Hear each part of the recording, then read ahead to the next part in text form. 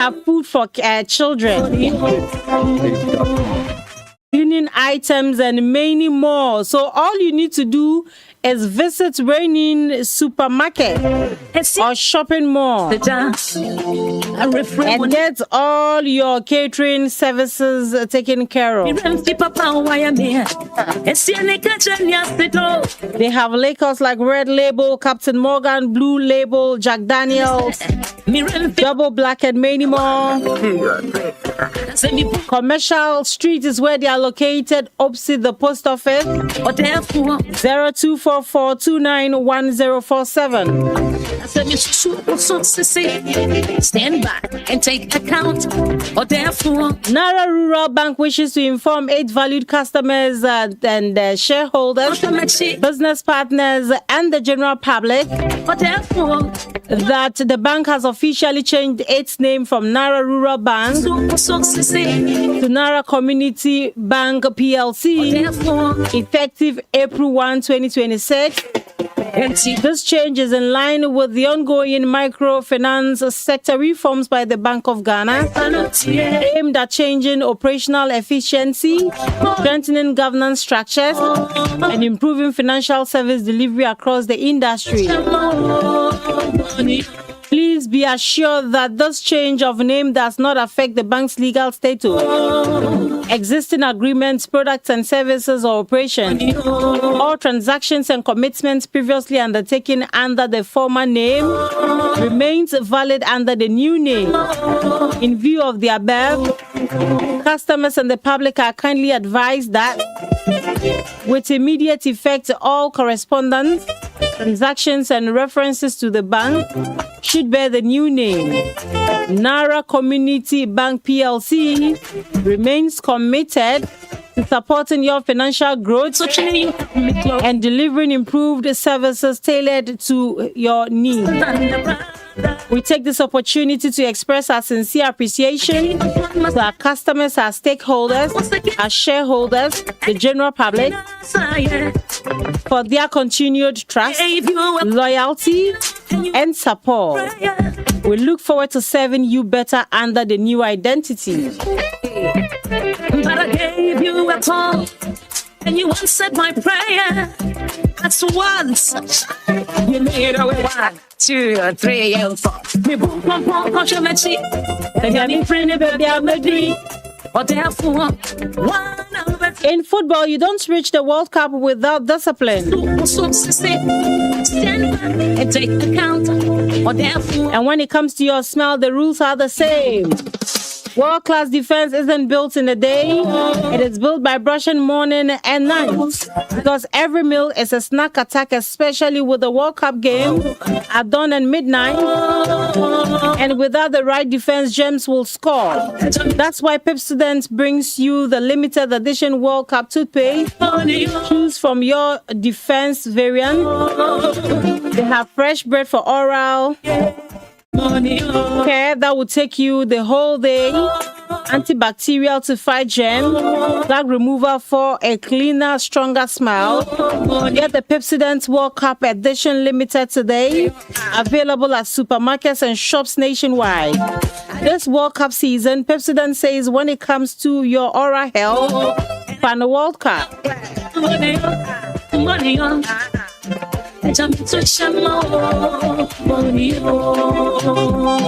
And again, money on, money on, and jump to chamo, money on, and again, money on, and jump to chamo, money on.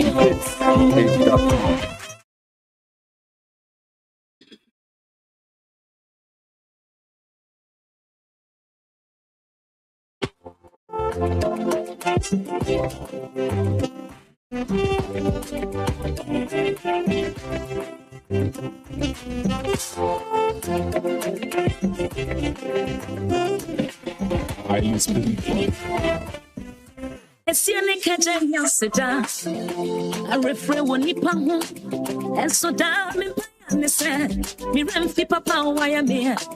Tianika Janya Sido, a refrain when Nipa home, a dear Bakona Miss Renese, Miran Papa, why am I one? I say me boom pom pom, Kosha Metsi, baby, I'm a friend, baby, I'm a bee, or therefore, one now better me on your way. I said you should so see, stand back and take account, or therefore, wait there, it had to be you. That's right. I said me boom pom pom, Kosha Metsi, baby, I'm a friend, baby, I'm a bee, or therefore, one now better me on your way. I said me so see, stand back and take account, or therefore, wait there, it had to be you. Empty money, money, the true salute, money, money, money, jump to chamo, money, money, money. So the Upper East region has started an initiative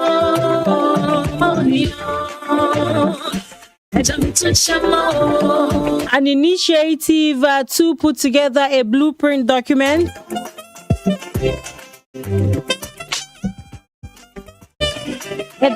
that would give us direction, give us systematic approaching,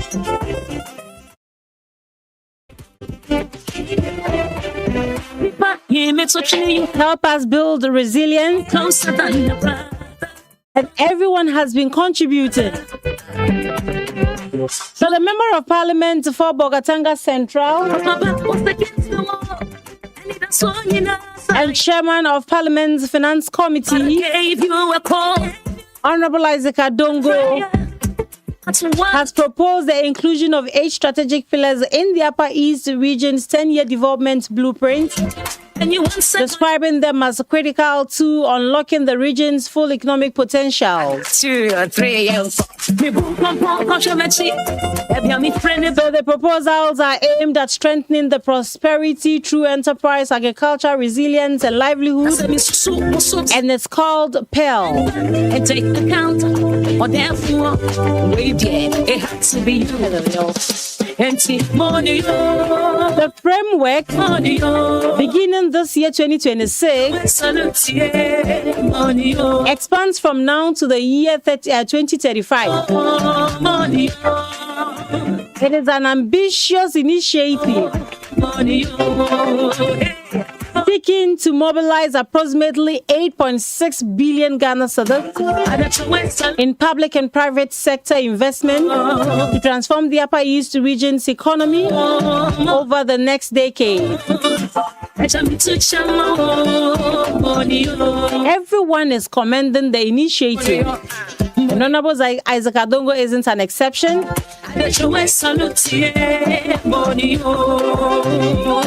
And again, money up, money up, money up.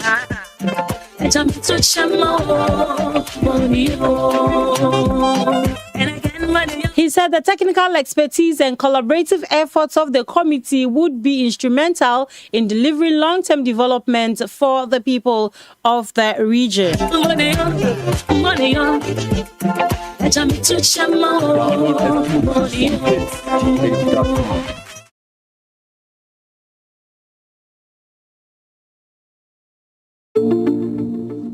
Sugar daddy, yeah, yeah, yeah.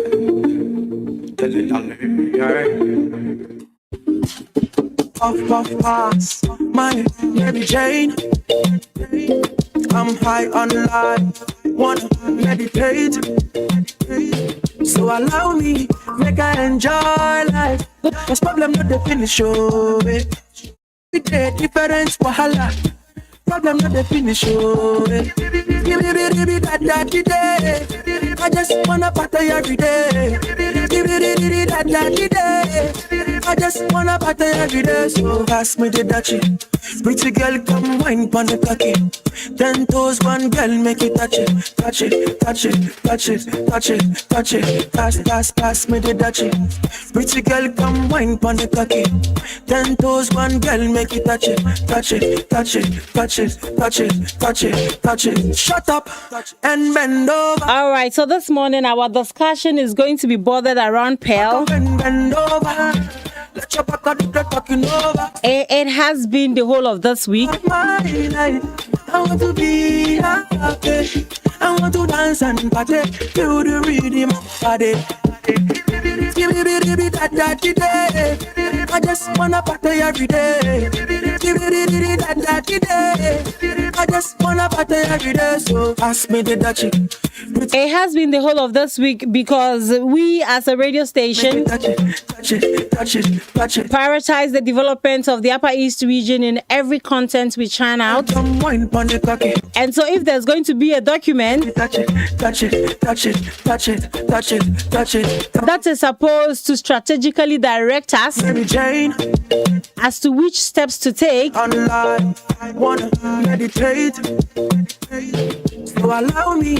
in growing, all we can do is contribute to amplifying the voice. So this morning I have in studio Isaac Ayemvoa, a member of the NEC communications team,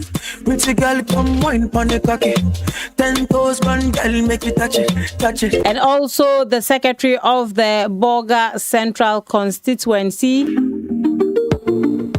He's in studio with me, and I'll be crossing over to him shortly for us to begin with our discussion this morning. But I just want to remind you that you need to step into a world of hassle-free banking with the all-new CBG mobile app. The new CBG mobile app has been designed to make you enjoy the convenience of banking anywhere at any time. Download the new CBG mobile app on the Google Play Store or iOS app and experience the ease of managing your finances on a secured, smart and user-friendly digital platform. Receive real-time alerts to stay informed about your account activities. Join the digital revolution and elevate your banking experience with the new CBG mobile app. For further enquiries, you may contact us on 030-221-600 or email us at talktous@cbg.com.gh or visit any of our social media handles on Facebook, Instagram, and X. Terms and conditions apply. If you're an importer or an exporter and looking for trade solutions, then you should be looking for the CBG because they have what it takes to give you that hassle-free experience. With the CBG's trade solutions, your trade financial challenges will be an issue of the past. You need to take advantage of these trade solutions and expand your business internationally. Your transactions are going to be secured, and that helps you to build in a good credit history. For further enquiries, all you need to do is contact CBG on 030-221-600 or their email, which is talktous@cbg.com.gh, or visit their social media handles like Facebook, Instagram, and X for further details. Terms and conditions apply. CBG, we stand with you. And I'll cross over to Studio B. Good morning to you, sir, and thank you for coming. Good morning. Please, how are you? I'm okay. I hope you're also fine. I'm fine, thank you. Okay. Yes. Okay.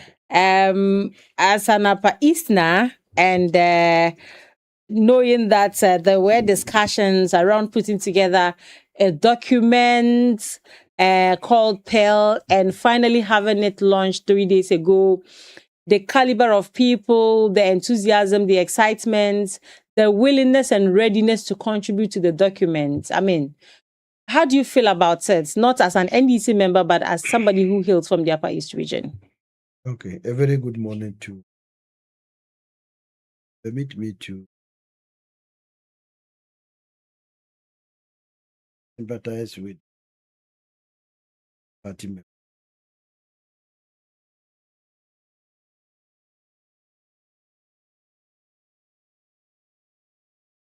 Will be this morning. will be strong. For me, development is multifaceted. Usually doesn't take one political party, not even only political, various stick, if like artisan. So when you see change, especially in the area of development, it should be commended. So for a move alone, any other person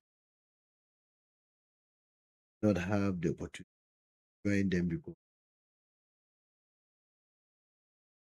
we some very organized with a lot of skills that they deal with. I've not really had time. But from far I've watched them read a lot actually is in the field domain. So I am so happy that we seems to have behind forging ahead to ensure that is good very that alone the optics speaks volume.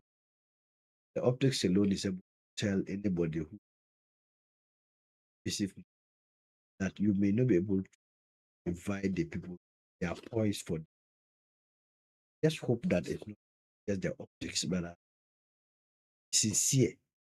We are putting our it's behind want to forge ahead to is end beneficiary of what. If that is truly the case, then of course I think we are getting somewhere. Now, development cannot thrive in education if there's no peace in the region, whatever you want to.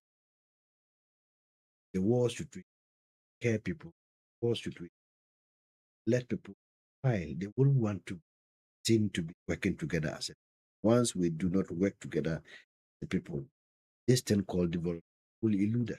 And so what I can do first of all, before areas that the seeming tension or the chieftaincy that we can do that too without necessarily going secret.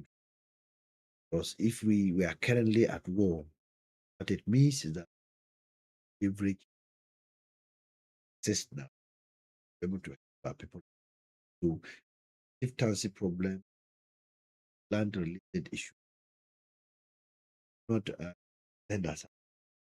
Even in more nuclear family,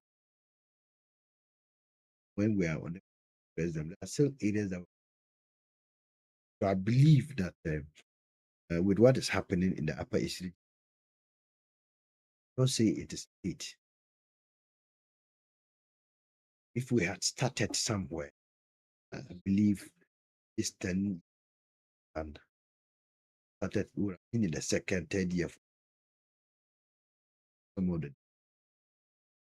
see when we talk of development, I said peace. And the second one will be access. Areas that, for example, agriculture is one of our that can pull us from where we are, take us out of poverty. Have a very good the roads that will lead to farms. Those roads are how do we get cut starts from where they sell. So it means that if you come together, identify critical routes that will support our agenda. Not saying that some routes are, but there are critical routes where when they are properly constructed, they will be able to take us out. So we shouldn't look like also a big man party that and I'm from a location. I think that location development. This be shared, it should be prioritized. Then okay, this when they are able to move in well swift, to employing almost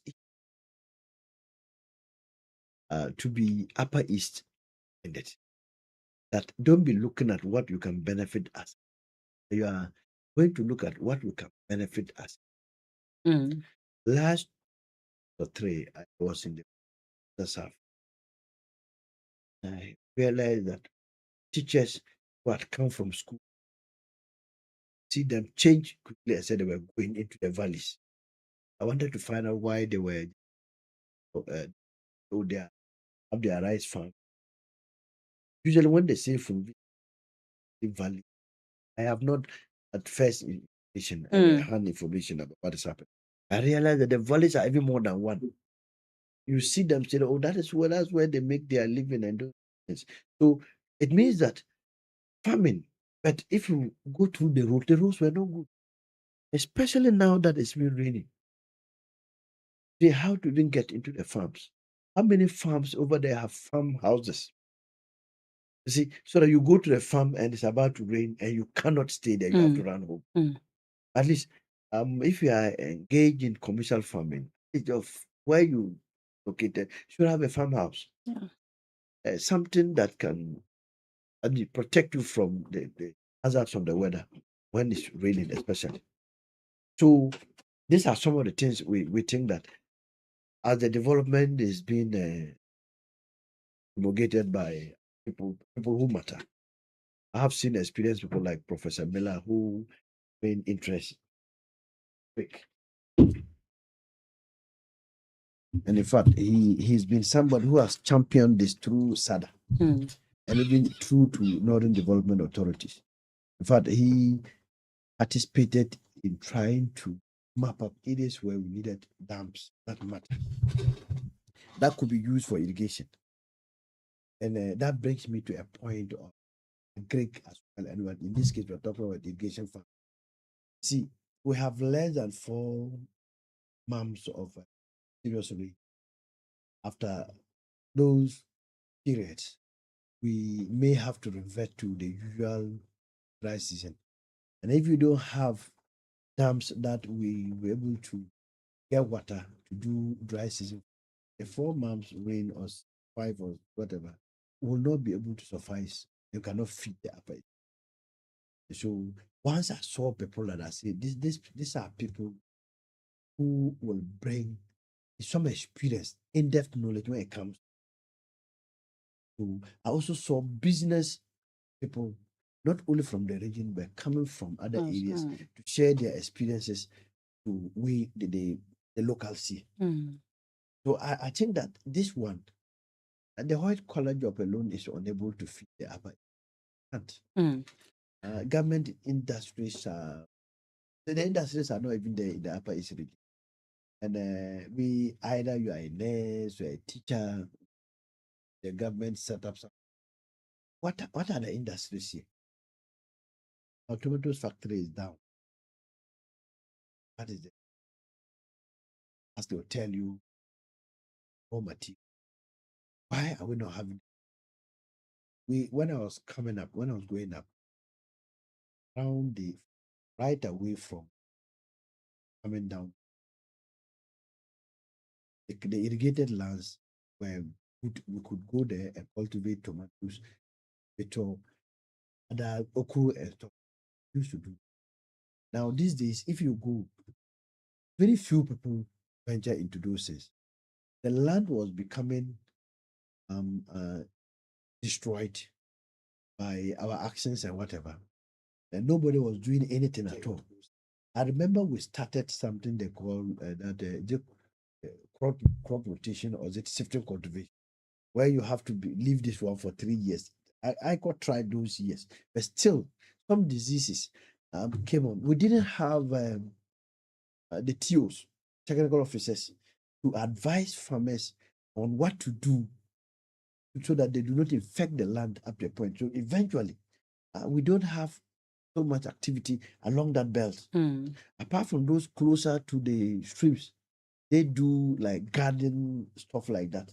But it used to be major right away from Pia. Then you come through Gore, Zare, then through to Ikene and Sombromo. That it used to be green.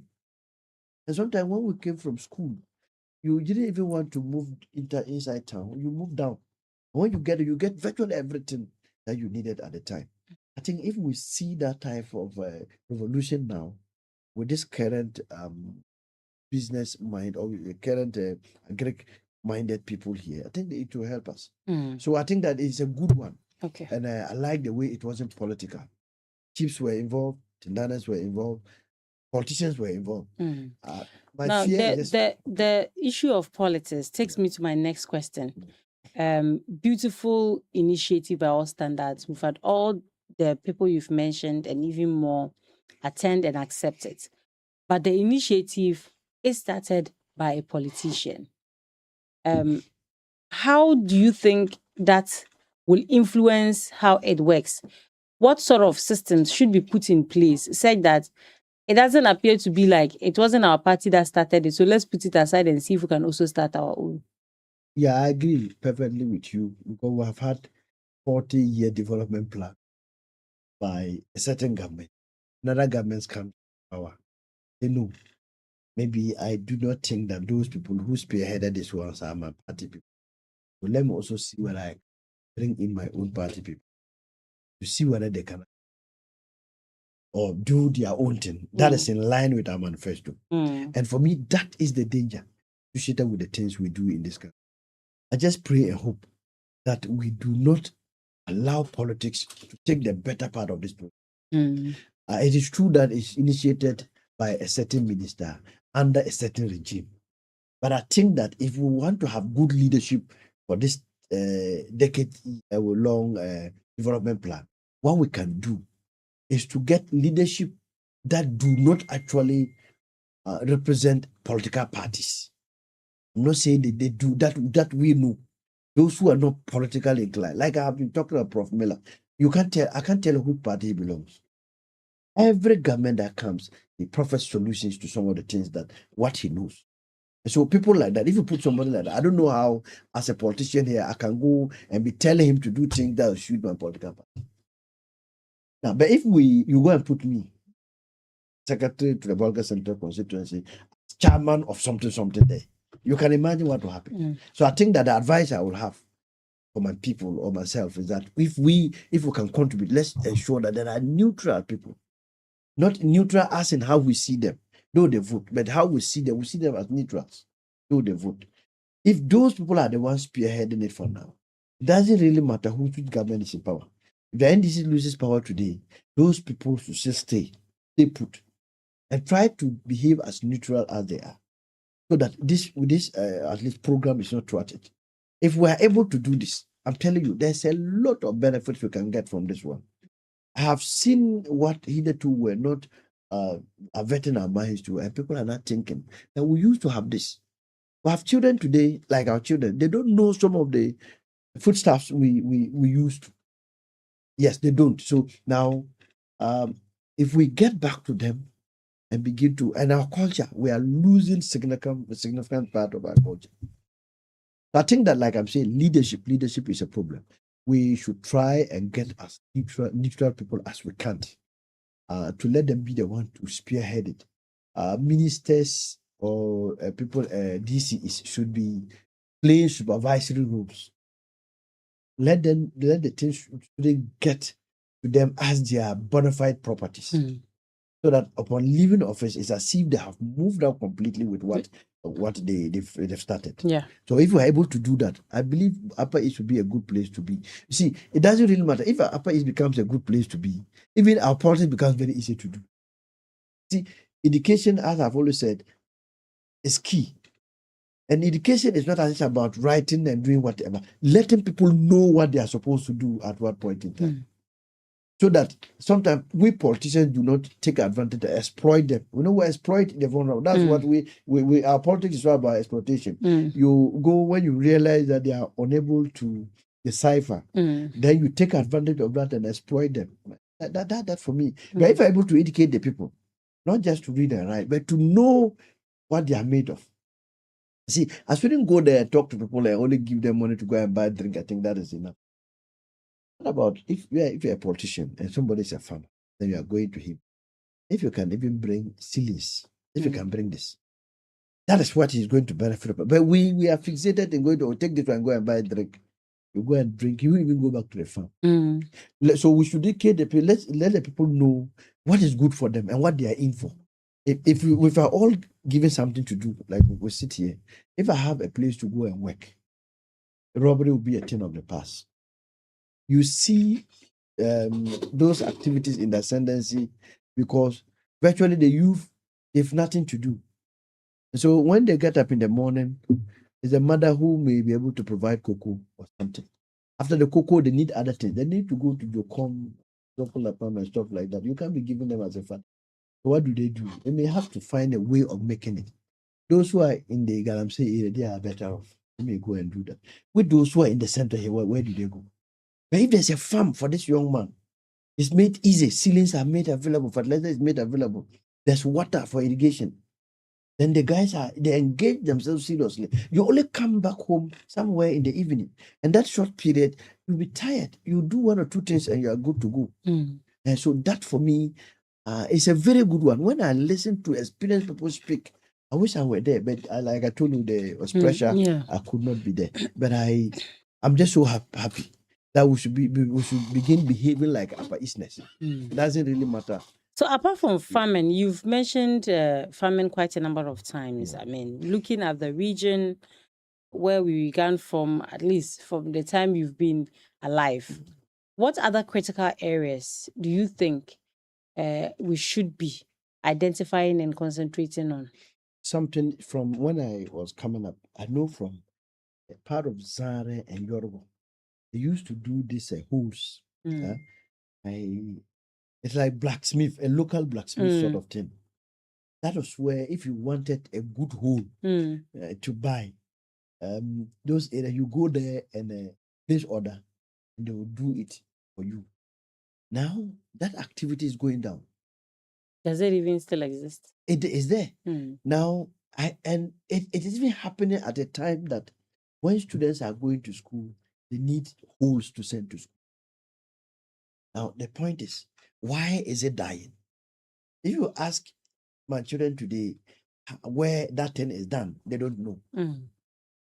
But I have personally been to those local areas where they do those things. Pottery, where those who do pots, still around Zara area, they started and down this way. When you go there, you see a woman sitting down, trying to do a bowl or a pot, and you see how they do it. Now it's dying. Why is it dying? There's no market. You go to the place to eat. Now they have a certain bowl that is made of clay. It's not from here. Our bowls, the only place I can knock my chest and say I get those type of bowls is Rock Gardens. But those bowls are better than the rubber we use to sell food. Now these are areas we have allowed the people, they have abandoned the things, they don't do it any longer because nobody's encouraging them to do that. These are areas we can expect. Young guys coming up, when you close from school and you get home, if you can do one or two, the next market day you send it to the market, you get some coins and you are good to go. It engages the young ones. You won't have any other mind than to be doing something for yourself because you think that this, if I don't do this, I may not get something to eat. Apart from this one, basket weaving, it is widespread in our region, if not widespread, but especially the central. Go to Gambiko, Doloko, you go to Ikena, Nyare. Almost everywhere they do basket weaving. And when the rains are over, they've cultivated their produce. The next thing they will do to now be getting money to buy ingredients is the basket weaving. Now, have we actually integrated them? Now, what they do is that they don't just do the normal basket weaving. We've then moved from now some stylish way of doing them. Now, you should have vocation centers where they are trained. There are people who can do this. Yeah. Then you put them there and train them. Some NGOs, some individuals are already doing. But Trade Aid started something. They have built some centers in areas and they have put them there and they've come together. Those who can do this type of baskets, they put them there. But how many? How are they supported? Or why can't government initiate a process where we have even to the straw? It's not easy to get. We can provide them funding, some soft loans. Maybe if we're not even giving them cash as we think, let's get the straw for them, what they use in weaving the baskets. Let's share it to them. Let's engage them. See, young girls, if you engage them mostly in some of these things, they do not have the luxury of going to places they otherwise would not have gone. Mm. You see them going up and following men because they don't have anything to do. But if you get them this type of to train them how to do better baskets, they do them into several shapes and forms. Even they do this is the beds for kids, I mean babies. There are things like that. They form them. But I come from those areas and I have seen we deal in them and I realize that no, we can escalate it. Let it be a bit wider so that these young ones are able to sit home. So that the young girl will not just come from GSS Mm. and she has nothing to do.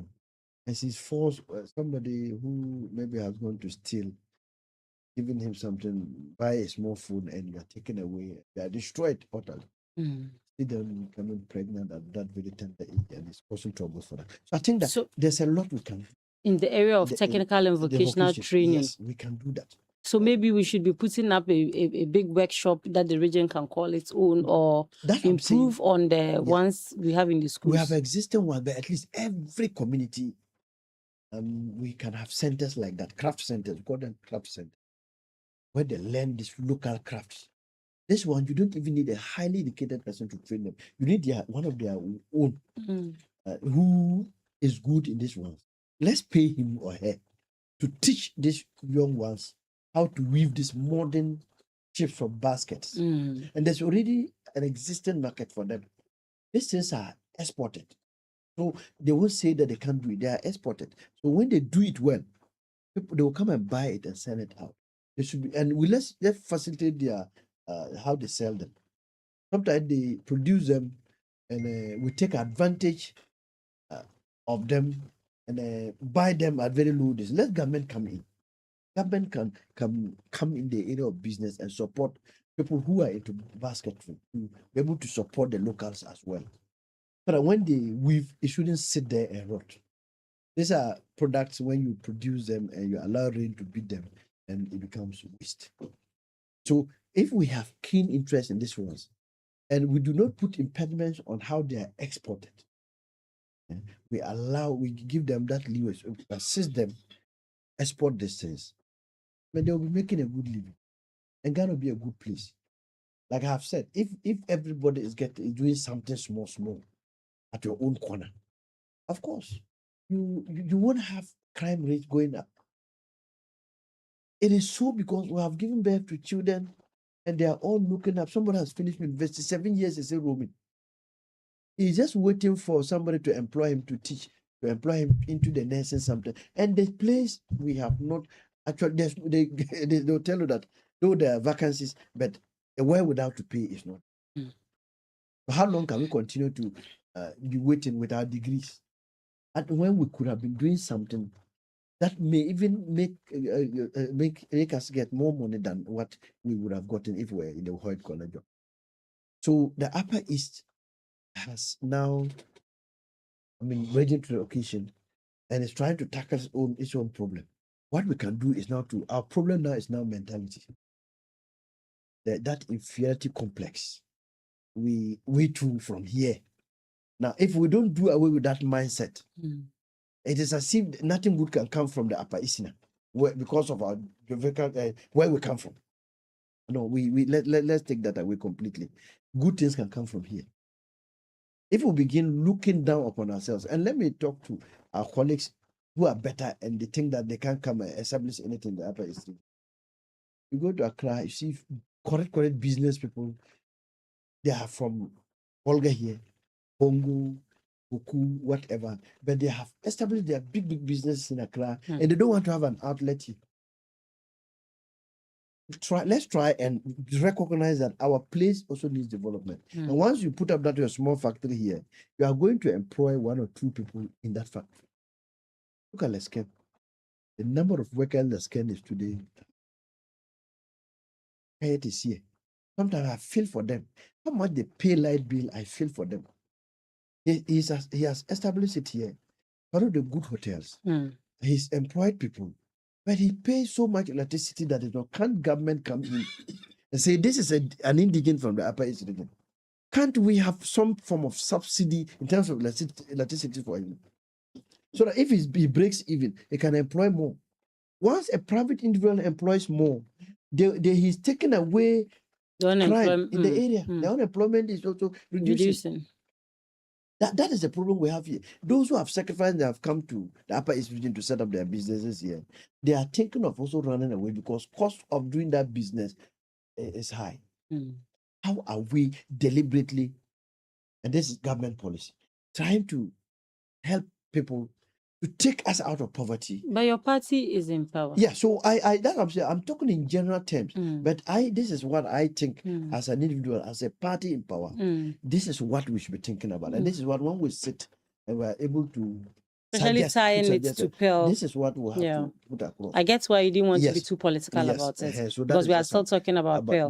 Yes. Yeah. So listeners, you are still live on A1 Radio 101.1 FM. The Regional Coordinating Council, through the Upper East Regional Minister and the Importers and Exporters Association, have started an initiative to put together a plan for the Upper East region for the next 10 years. It's a blueprint document that is supposed to structure the path for the region. We need to have systematic approaches to everything development.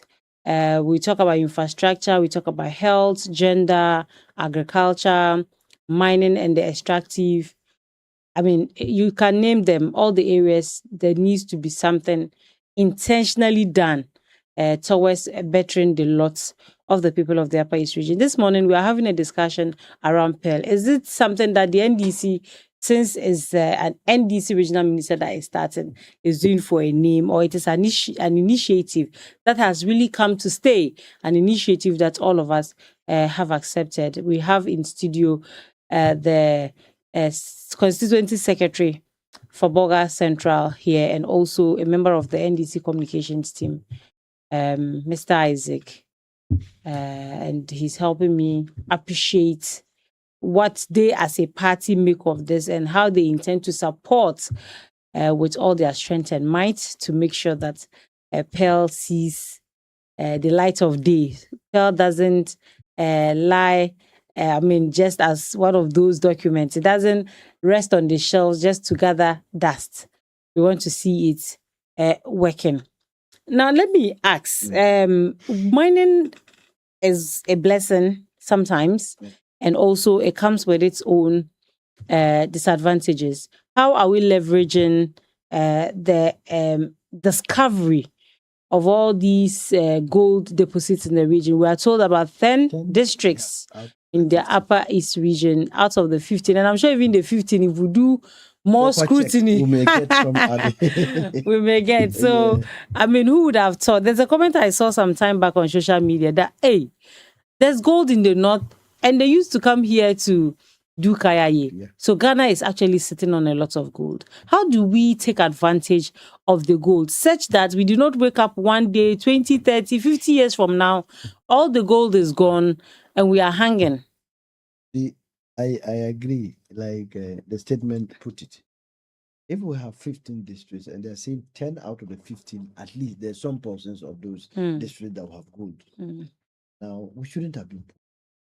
We should not have been described as forest regions. But where are we? Not leveraging that. See, last week Saturday, lost a colleague in the area. When we're going for the activity of mining, it was becoming an hazard to the people living around. Before we could even move out, I am sure that if it rains today, people will be cut off from going to the next community. Now, the mine, it hadn't rained for, let's say, 4 days. So obviously, we didn't expect water on the route. So what is happening? They've sunk a very deep hole, which is almost like a dam, on both edges of the route. Then they are now using machines to pump water out, which has taken over the entire route. So from you after Congo Market, when you now want to move Lucy, then we Right along the road. just on the road, it was full of water. And now cars like the type of cars where we struggle to pass. I believe when it rains today, it will even It will get worse. exacerbate the matter. So it ordinarily should have been regulated properly. Now the NDC government came out with a blueprint that we should put some youth in groups that they are trained how to do responsible mining. So that when you are taught to do this, you'll be made to understand that after you've done the excavation, over a period, you are responsible to that very community where you are doing the mining. Well, it's a concession given to you.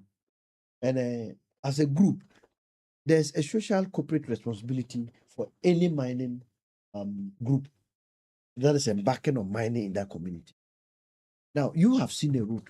The right thing for them to have done was to construct gutters along that, because you are making money from that. You do not rather pump the water onto the road and you are destroying the road. For the assemblies to use the common fund to come and construct the road for you to destroy. And it was in the full glare of the people. So I spoke to one of the DCs. I said, this one, when you people go back, we have to do something about it. Because I know where it rains. And I know obviously the DCs will do something about it. They will do. Because the place was an eye. So almost everybody spoke about that particular arrangement. I'm trying to say that when you get to the place, when you are doing the mining and it's not regulated, it becomes disaster. And what do they use the money for? When they get the money, it won't be long when you come to town and see, you can see 6 of them new motors with robbers. They've gotten money, they've come to buy motors and they're going. In the evening, you see them pass through Jokon. I'm not saying it's bad to chill, but hey, how do you chill when you are supposed to do other things? This is something that can finish. See, when you are chilling, know that the gold you found today at a particular especially location, in their case, yes, the way they risk to even get the yes, gold. even your life, the dust you are inhaling, not even properly protected. So when you are put in the groups and they bring experts to come and educate on how to do responsible mining. One, after the mining, you'll be able to, if you like, cover the pits that you'll be able to take. Then even how to protect yourself when you are in the mining. Now, 2, how to manage the resources you get from the mining. The management is very important. Yeah. They get this money and they think that it cannot finish. These guys get the money and they conclude that this money can never finish. But that is not true. I've seen people who started this mining activity, made money, bought even big trucks. Today they've sold everything. The thing is about management. So you are not only going to teach them how to do responsive mining, but teaching them, we need to teach them how to manage the resources they get from whatever they get from the gold.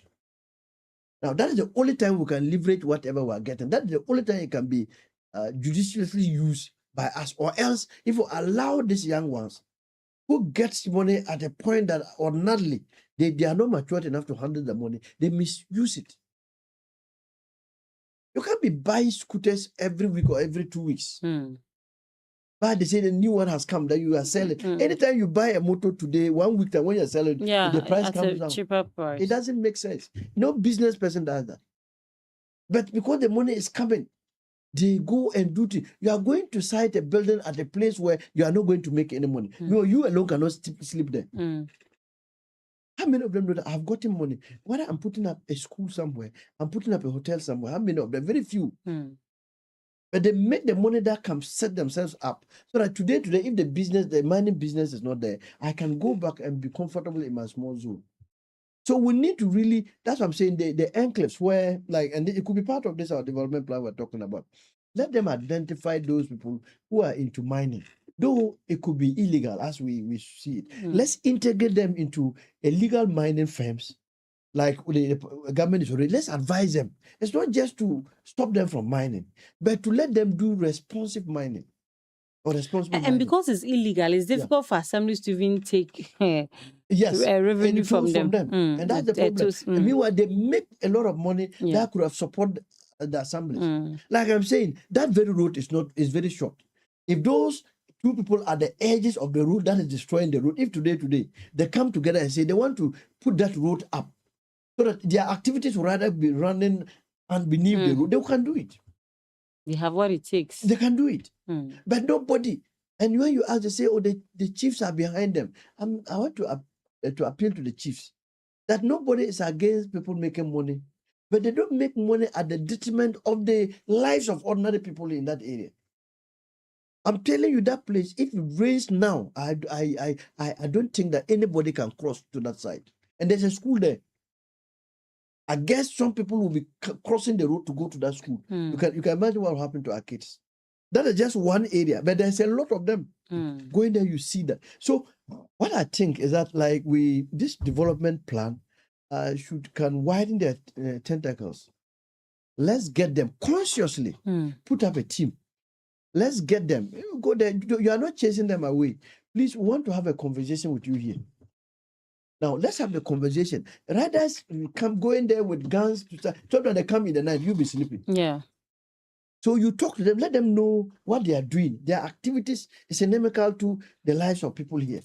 And responsible mining, let them do this. When they do that, it will help us. And even the money they get would have been rich people. But for how the monies are being misused. What they do, when you go to everything, they now launch everything. Right? They launch everything. Somebody open his barbering shop, he's relaunching it. Sometimes an old, yes, This is relaunching, that's the word. relaunch it. And already exists, and Yes. I'm wondering why What there's they a did. relaunch. So this barbering shop that has been there for years, they are relaunching it. Now the reason is that Passing they get the out. money passing out. And that is why we have a problems with. And we ask the assemblies to step in.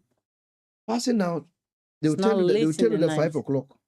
By the time you say Jack, they'll be starting 10 in the night. The young boys and girls are still out there Yeah. dancing. And they play Our girls music are getting till the pregnant. following day in the evening. So we told them that the assembly should go to regulate how Yeah. these things are done. Maybe they're passing out. It should be a normal passing out. When they say 2 o'clock, it's 2 o'clock. By 1 hour, 3 hours time, it should be over. And I think it's like they are taking steps to correct that. I just hope that we don't see more of those things happening. But that is how to educate our boys and girls. It should be part of our development plan. Because if they are not oriented, if they are not trained psychologically to handle the little they get, when they get plenty, they can handle it. And so this is the time. But mining actually, I'm happy. The whole of last week or last 2 weeks, the mining communities around the Tongo area, they held several meetings with the youth parliament. They were putting forth some proposals as to how they can together. These are people who are talking to the major mining companies. What about these small ones who also make money? But how do we even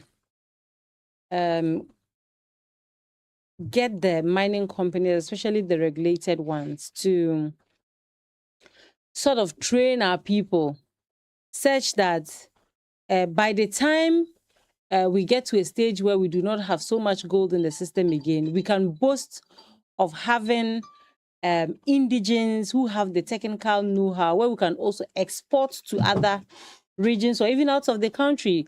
They work and they bring money back home, and we still get to benefit. You see, it's just that sometimes if we are not educated to know our rights under the Mining Act, some of these things happen. You see, every mining company has a social corporate responsibility to the community in which you are working with. And so by the time you are leaving that place, you should have made a mark. Now, it will shock you to know that most of the engineers are people from Ghana.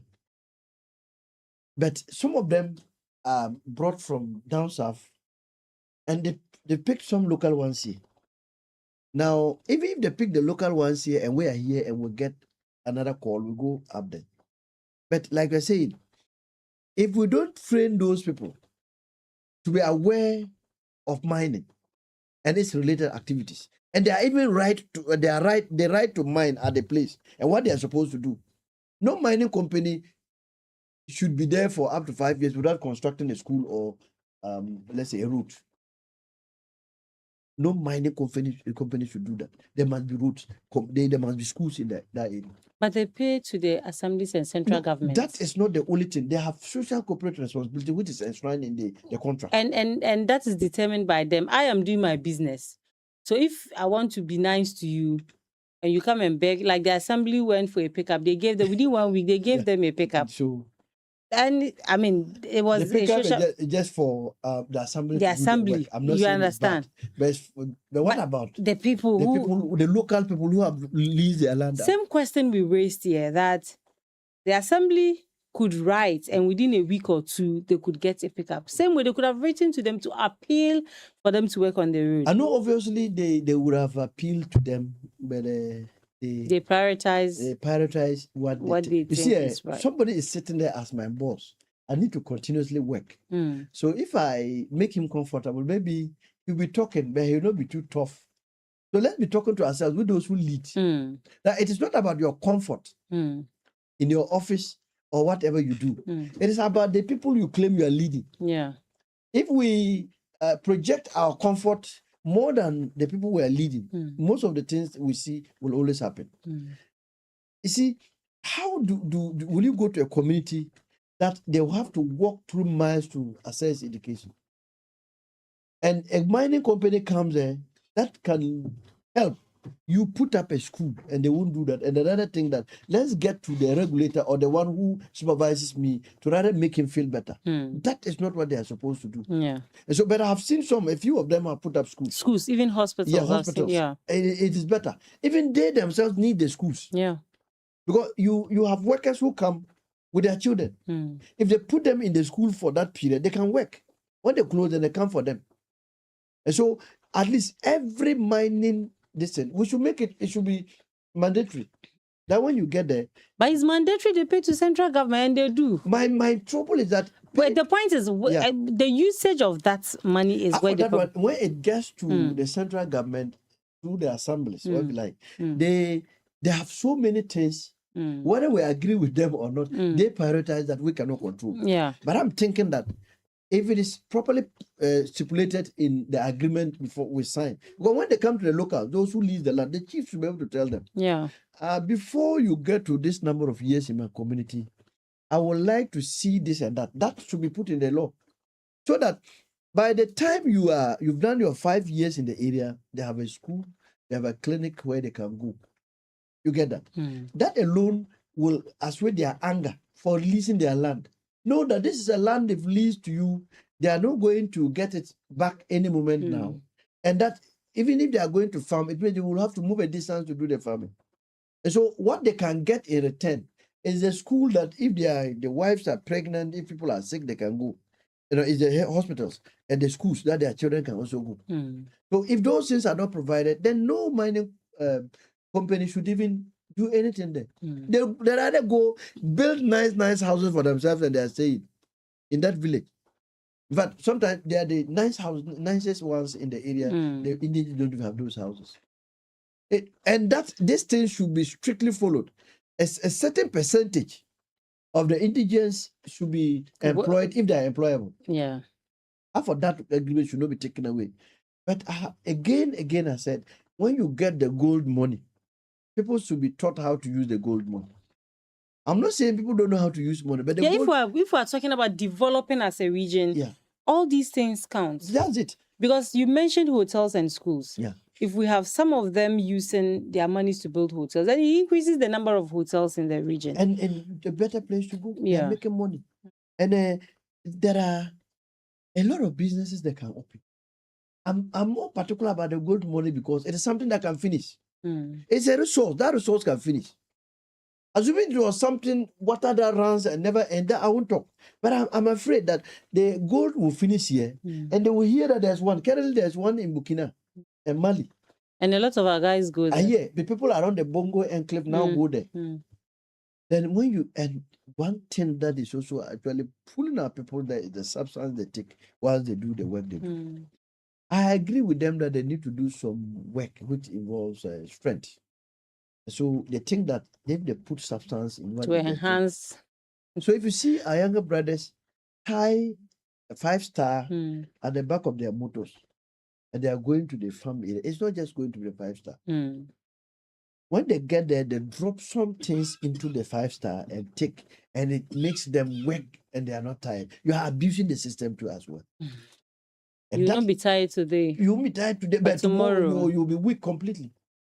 When you are supposed to now be 40, that's the time people think that you're 60. Mm, You've weakened the system, you've abused the system.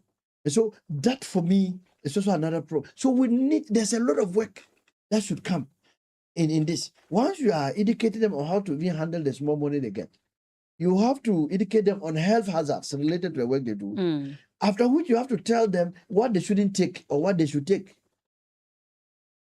So that is the problem here. So I think that the goal has come, that's fine. But have we really driven away poverty? No, not exactly. Why?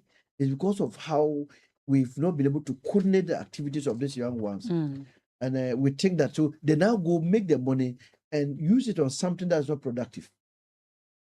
Wow. You can't be buying motorbikes as if you want to store them. You don't do that. Mm, When you have your one simple motorbike and you are using it, can take it to where you want to go.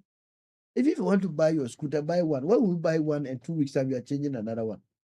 You want to let them look good. I don't know how true. They used to tell us that when they started getting money, some people go and buy zinc and they'll use two.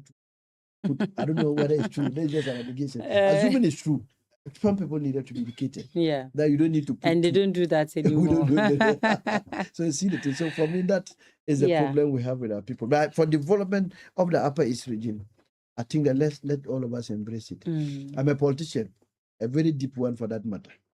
But I will try as much as I can Yeah. to let's look at the Upper East. mm, Let my colleagues also join us do this thing. yeah. It shouldn't be because Akamukri today is a minister.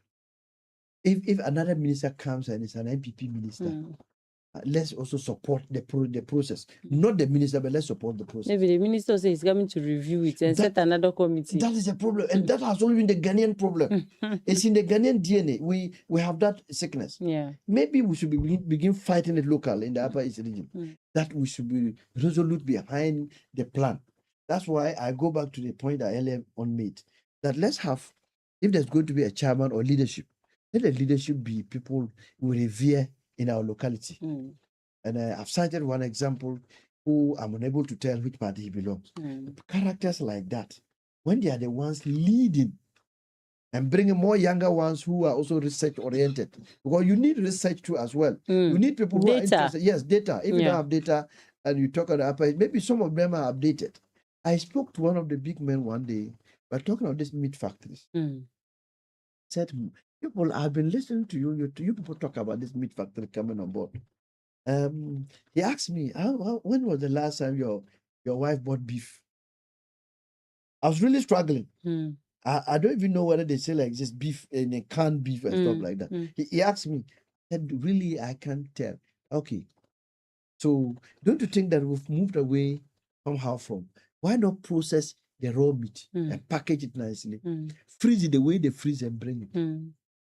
So have I been thinking about it? I said, no, I've really not thought about that one. Yeah. You see that he's dropped something. Mm. But those days, beef was the order of the day. Yeah. Now, it is not like it used to be. People are researching into what is contemporary. So if you don't have research group, people who like research, who come together to form this type of committees, and there are people who think that money should come from central government for them to do their activities, then this thing will be dead on arrival. So we need people who will sacrifice. We need people who will research, people who will do it devoid of politics. When we're able to put up that committee very well, then we can drive the development. So I from now, the imams, the pastors, the tendanes should own the development agenda. Now, when they own it, a church that has the strength to build schools will begin building schools. I'm not talking about private ones. Yeah. A church will just go and build a school for a community and give it to government. And it's in the Upper East. A Tindana who is an overlord of the land will not refuse government from putting up a project. That is a canker that is eating deep into our fiber in the Upper East region, Yeah. especially we from Bolga Central. That's our problem. And is it not because we want everything to be in Bolga Central? My problem is even that even if you want it, then you collect it, let it be there. They want to put up a school, and that one you think that. See, I'm not saying that you shouldn't be talking about compensation, but government doesn't have money these days to do the compensation now. What they will simply do So is maybe you don't take up to the amount you would have sold it, sometimes more. so, but you don't even sometimes when government is coming these days, they just award the projects and ask that go and do it. Especially when it's a school or a hospital, you hardly will get compensation for the land. What they can do, normally they say that they want to prepare the ground, maybe something small for the families to just prepare the ground for them to come and take over. Somebody's But- 50,000. Yeah, but you can, so for me, if the Tendana is there, and it's properly indicated to know that this hospital they are building in my community, when they are picking watchmen, orderlies or whatever they call them, they will be picked within my environment. That Tendana will appreciate it. And let government be true to his ways or her ways that, see, when we really build the school here, the indigents are the ones, the watchman job, you don't need a skill, isn't it? To do the cleaning, you don't need a skill to do cleaning. Those ones, we can get them there. Even those who are skilled labor, if we still have people within there, let's consider them too as well. That's their benefit from releasing their land. Now, when the Tendanas get to know that this one, they won't be difficult in trying to release land. So these are areas that we need to. So I'll give you an example. Yeah. There was a scenario where family sold the land. And in the negotiation, the people said, "Oh, we are coming to construct this thing here." I don't want to mention what because it'll be very obvious. Yeah. And once we do, you people will get jobs to do and all of that.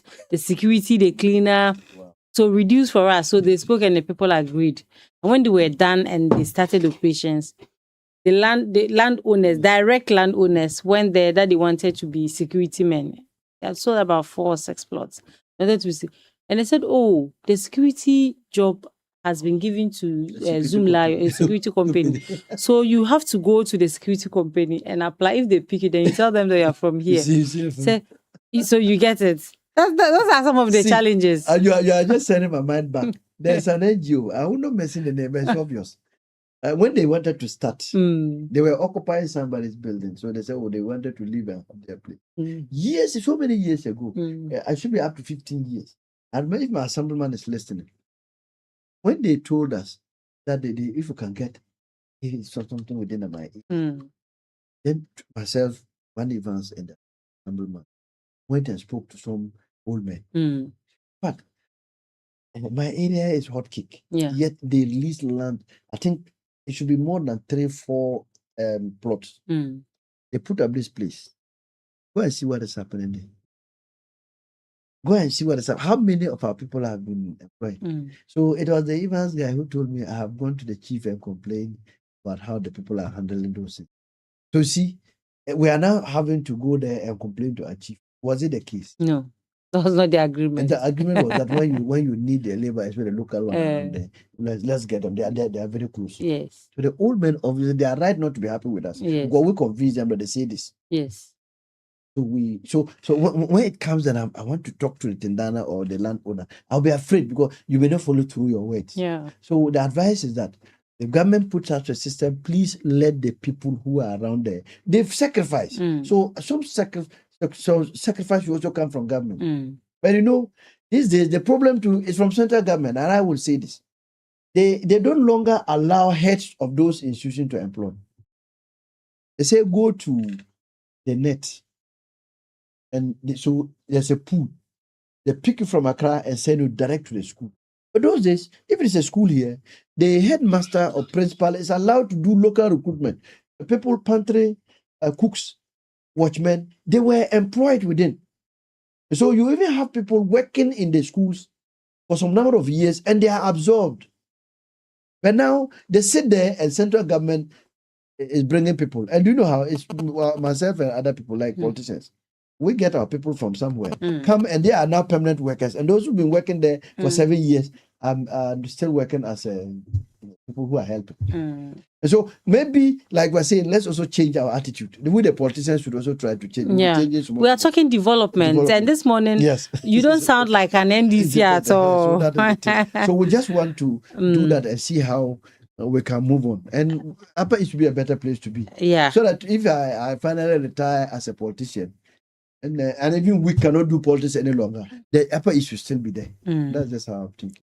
Very well. So, listeners, you are still live on A1 Radio. We've been discussing the Upper East Region's launch of the PEL document. A committee was set to put together a document. It's been reviewed. Suggestions have been welcomed. People have gone to contribute to the document, which is yet to be fine-tuned and put together to be launched later in the year. And I've been here with a communications member of the NDC and also constituency secretary of the Bolga Central constituency. I want us now to talk about flooding. I mean, who is to blame? It's a big question. Like, sometimes you see the flood situation and you don't even know where to start from. We talk about indiscriminate buildings. We talk about the indiscriminate disposal of waste, the enforcement of law and order. I mean, it's scattered all over, and it's sometimes difficult to place an arm on who or where or which office. But as we continue with the discussion, maybe we will be able to identify exactly where the problem is coming from. Do we blame residents? And not speaking about Accra as an isolated case, because even in the Upper East region, we are growing. We are getting more structures now. We are expanding infrastructure-wise. Everything is increasing. And if we're not careful, we might be getting there time to come. So who do we blame? Government? Once you are central government, you're supposed to do things in a way that supports a certain process. Then, of course, you may be blamed for whatever, anything that is happening. But you see, I was reading a certain literature, and they said flooding in Accra started somewhere in the 1935 phenomenon. That was even times that we didn't have so many buildings in Greater Accra. And so it has been a ritual. It's something we've come to know. So that's not to say that government shouldn't do anything about it. So we've had flooding in Accra. It depends on the magnitude, but it's been the case. Now, there was a project known as GARIP, that the Greater Accra Resilient and Integrated Development Plan. And the reason was to do one or two things. Some amount of money was taken, $300 million. That was agreed upon to be disbursed in from 2019 up to 2027. We're able to deal with the sanitation issues in Accra, especially dredging of the Odo River Basin. So that project has been running as we speak. But people are now asking how effective has been that. But you see, rains they are natural phenomena where myself and you cannot stop them. What we can stop is to try and stop disasters or to reduce disasters. But for rains, myself and you can't stop the rains. And the rains are even good in the first place. So it is not as if it is the devastating nature of it that we are all crying. Now, most of the things that we are crying and talking about, government, yes, government, some have partly to blame. And how do we blame government? Politics again comes in. See, the day for yesterday, they wanted to construct a road along the Tigris area. Some structures needed to go. You know, that human face is there.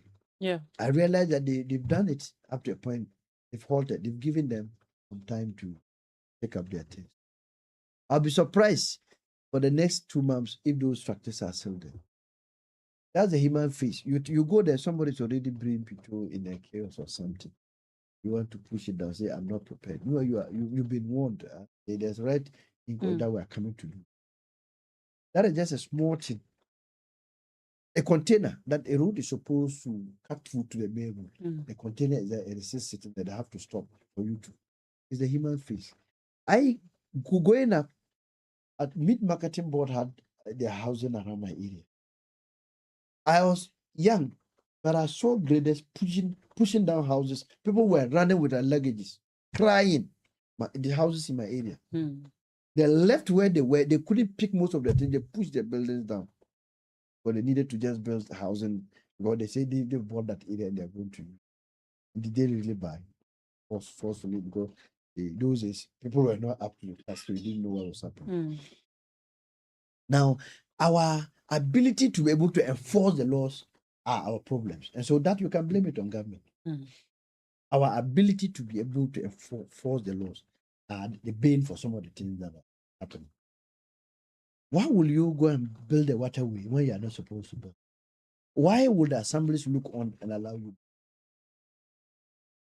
Today, there are some areas in Bolga Central. You cannot go in. People bought cars. Their cars, they are parked on the road and they walk to their houses some distance. Filling stations. Yes. And filling station is not even safe. In 2015, look at what happened. Flood with filling station trouble and lives were wiped away. See, that is how dangerous it is. So the enforcement aspect, yes, government. Then the negligence, we, the citizens of this country, we don't care about your life. You are building at a place that, from all the advice they are giving you, say you will build. Sometimes they say in Jesus' name. And build. Maybe they build, and nothing will happen. We're not saying that Jesus is not in the area of miracles. But you don't just put him to test when you are not supposed to do that. But obedience is also part of the Bible sometimes. So if you don't obey, you think that God is, you are the only one who worship God. So you are building at the place, oh, in Jesus' name I'll build here and there will not be flooded. You are not the only one who prays. God wants you to be obedient. Obey authorities if you are not obeying. And you go and build. And we too will sit there as government we don't do anything. And when we also push down, I'm a politician. If I go and push down, then my party loses power, my daily bread is gone. So that is the problem we have. So it is not only in Accra. Accra, they have their trouble. Our trouble is coming. Have you realized that in the night, somebody rides in a motorbike with a sack, get onto the gutter and pour rubbish inside the gutter? Wow. That's what they do in Bolga Town. They do it late in the night. There was a company. I don't know whether I call it a company. The Motor Kings using as a company, a sanitation company some time ago. That this company picks its refugees rubbish after 11.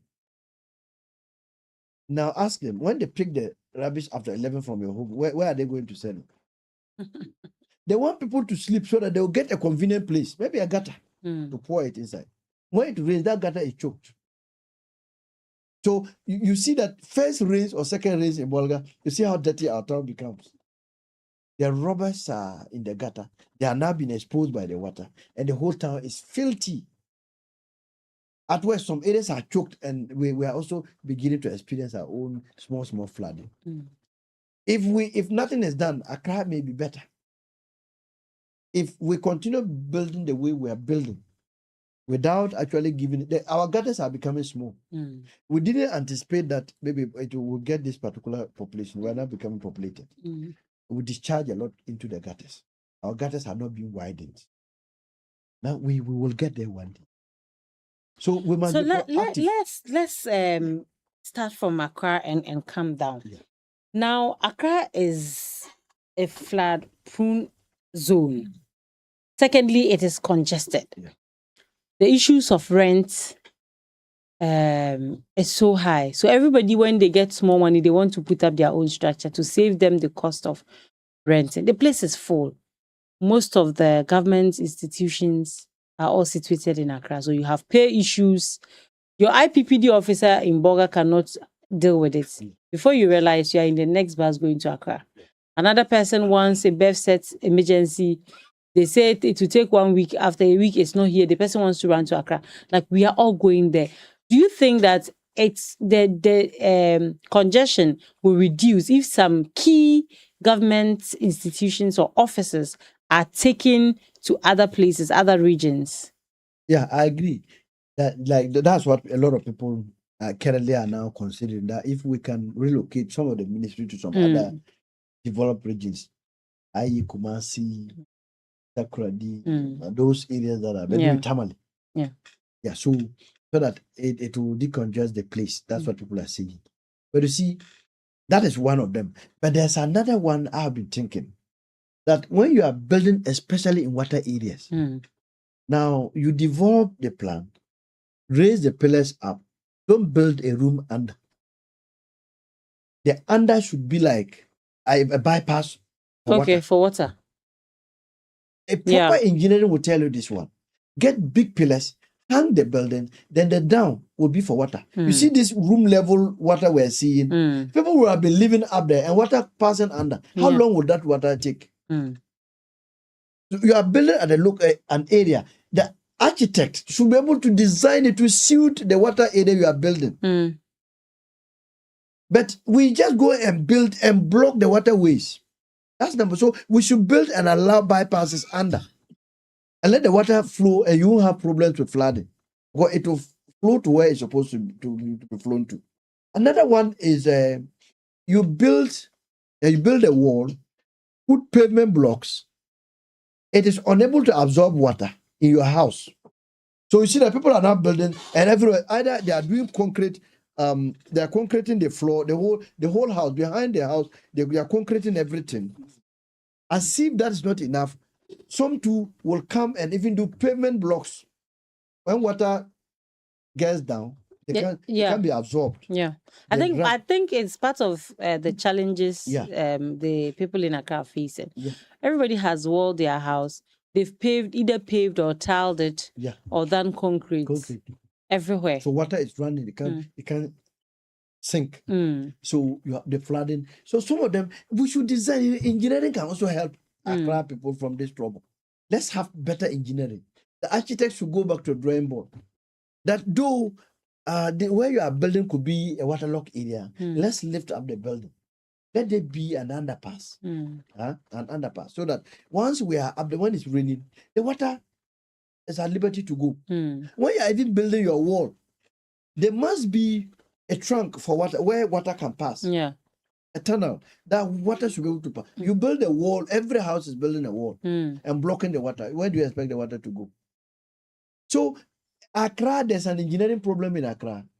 And part of the garage program we're talking about had a lot of issues, thematic areas where they were supposed to deal with.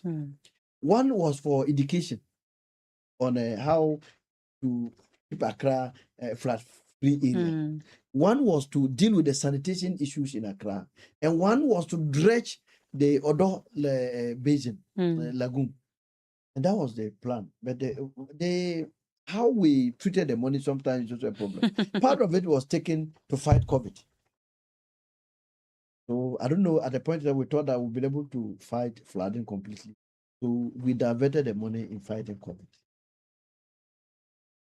And there was mismanagement. So when we came, it slowed somehow because they realized that where the money was going, actually, if you don't take time, if you say you are training people and we're not seeing people being trained, we need to do some investigations.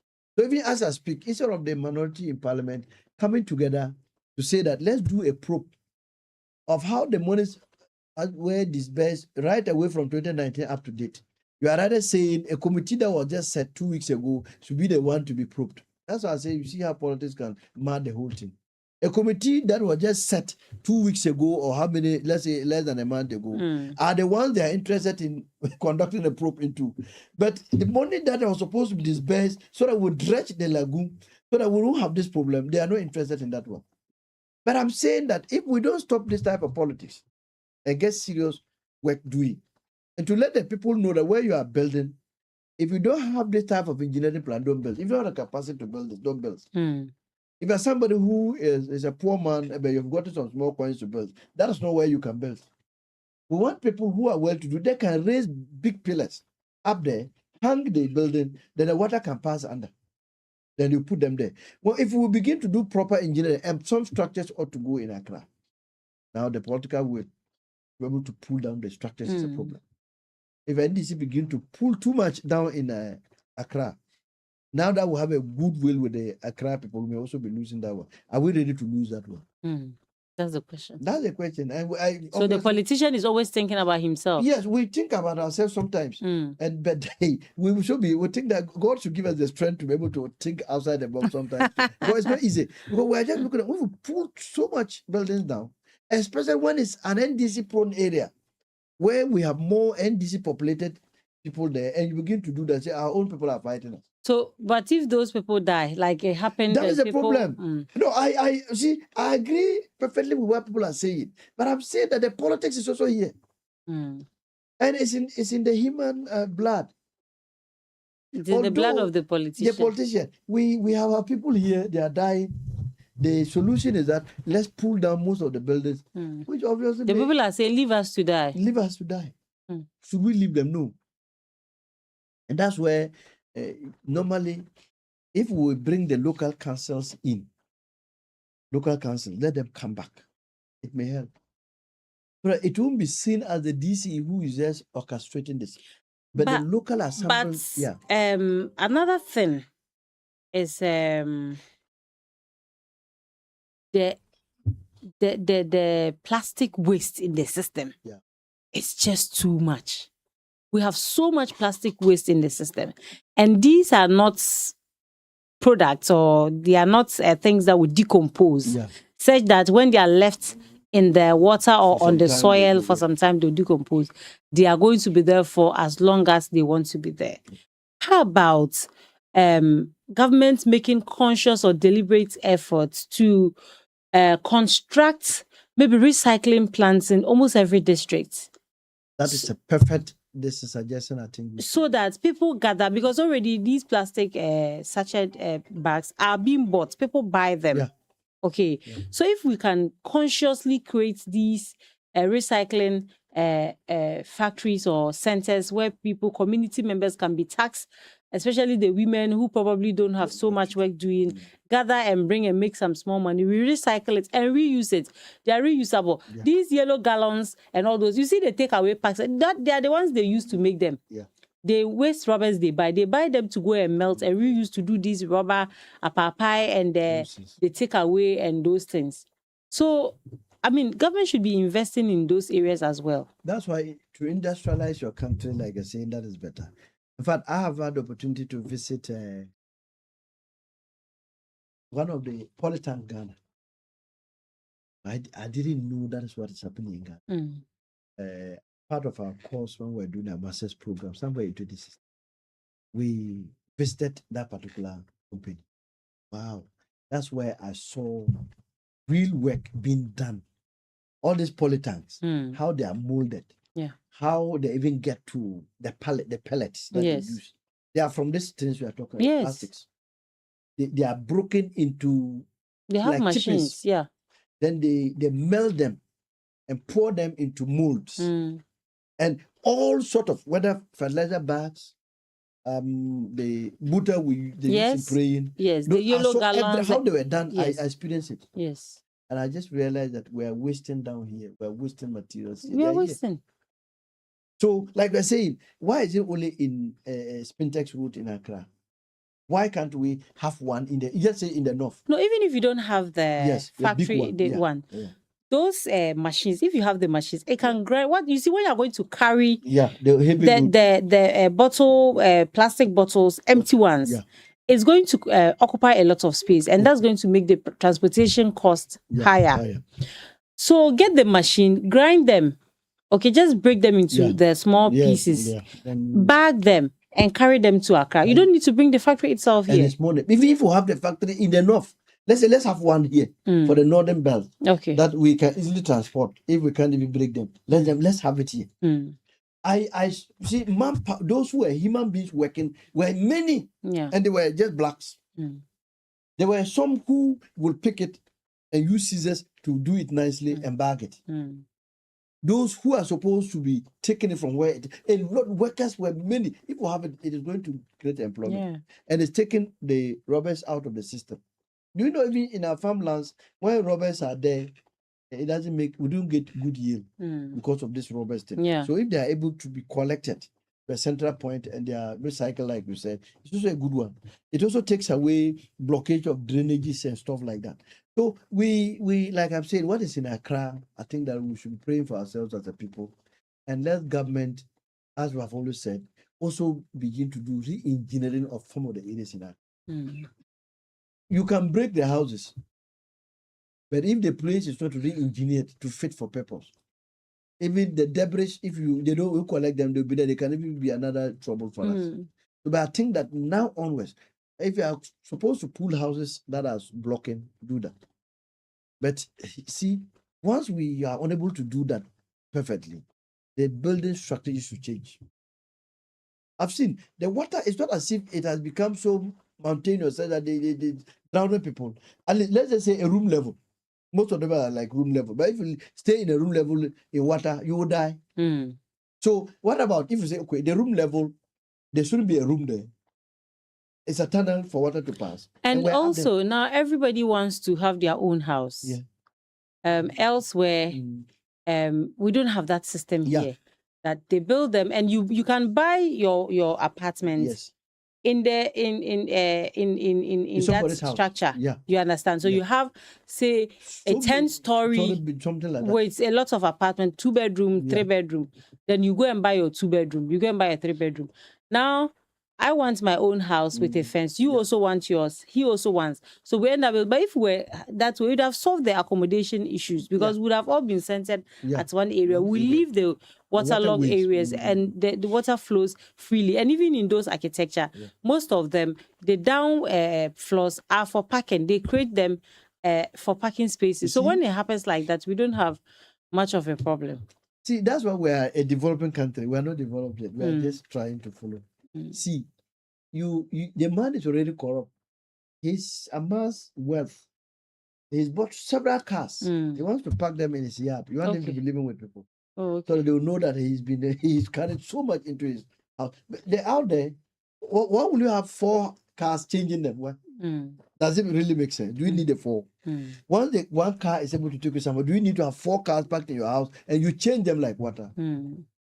So will you want to go and be staying in a company with people that know that you have this? Won't they go and report you? Out there, they'll look at how much you earn and what you are able to do.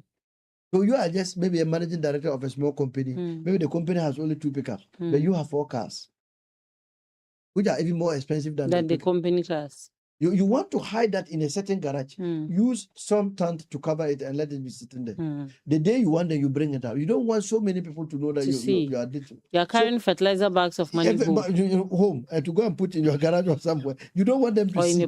So you need to own your own house. You don't want other people to see what you are doing. Our corruption mentality makes us already prepared to be corrupt. But listeners, let me say this. He wasn't the only one invited for today's show, actually. We extended an invitation to the MPP communications team.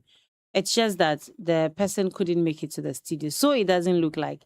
It's just the NDC we called. Yeah. Maybe I also think that maybe they are yet to recover from some semen blues that started in their office 2 days ago. Yeah. They were doing their vetting. Apparently they disqualified one. And it escalated. They nearly lynched their chairman, the regional chairman. Wow. I saw the video. I saw them. I just pray that this party will begin to learn from what we do. Sometimes you don't even get to hear who is disqualified and whatever. They don't have to be doing these things. I just pray that they will learn. You are in opposition, you are struggling to even organize your party and you are fighting. I saw the videos. He put them on the media and it was something. What was it? You have an age limit to somebody contesting to become youth organizer. Per the documents, the age is not allowed, will not allow you to contest. That would be finito. Why would we accuse him casting aspersion on the regional chairman? But that is how we have become so disrespectful to our leaders. Or else we revere our regional chairman. The youth cannot talk the way they talk to. This is somebody who's supposed to be respected. But that's their party anyway. Yeah. So maybe they have to recover from that. That's how come they're Yeah. not here. So I forgive. We wish them I well. sympathize with them. Mm. That's how I see it. We I wish just them want to well. hear. If someone was injured, we wish the person. No. Actually, from the videos I saw, there was no it injury. was whisked away. It was more of insults and Directed, and if he wasn't took up, he left. If he had stayed outside, I think they would arid guys would have. But this is how we need to train our young ones. That you see, our parties are governed by laws. Muscles these days doesn't actually work. Or else you go out and beat people to your party, but you can't beat them in. They rather want a place that there's peace. So maybe we to take a cue from them. We have just started our reorganization. Yeah. A lot is happening. I have not seen them do that. I want to even commend them. Tomorrow we'll be doing our elections. Starting tomorrow, and it will take us just barely 7 days. 7 days, the reorganization would have been over. Then we're not thinking of moving to constituencies. So I just pray that we shouldn't. So run us through. Tomorrow is for. Yeah. So tomorrow, there are areas where there are contests. Now the NDC, we have what we call 9-9. Every branch we have 9 executives in a branch. A branch here represents police station. Okay. Now the 9-9 we have about 152 branches in the whole of Bolga Central. Now you multiply that one by 9, you are getting 1,336 branches. That's what we are doing. We're organizing this one. Now we are doing so because the party is in the branch. Now they have picked up from, they went online and filed to become members. Now we went around and did what we call vetting. After the vetting, we're looking at whether you're eligible to, because you should have criminal record that level, or even in Ghana, not have been in jail before for any offense. Then you should be 18. You should have be paid a dues paid at the party for some of years. When you are satisfied with this, go and go. Now, those who vote for you are those who are registered members in our register. That's the electoral. That they are the ones who. There are some areas we have about, like I told you, 150. About 73 of the polling stations are going unopposed, meaning they will not be contested in that area. About 79 of them at some pockets of, not in all. It could be on the chairman side, other members side.